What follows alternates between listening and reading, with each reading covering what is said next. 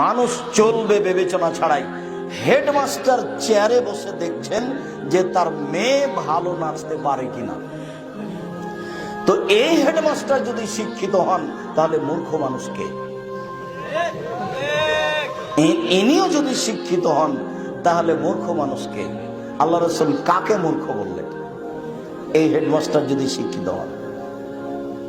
তোমাদের সামাজিক chairman member যদি নিয়মিত থিয়েটার যাত্রা মেয়েদেরকে নিয়ে এসে গান মেয়েদের ব্যবস্থা করে নাচের, তাহলে সমাজ সেবক যদি এই হয় তাহলে সমাজের ক্ষতি করে কে? এই যদি সমাজ সেবক হয়, এই চেয়ারম্যান মেম্বারই যদি সমাজ সেবক হয় তাহলে সমাজের ক্ষতি করে কে?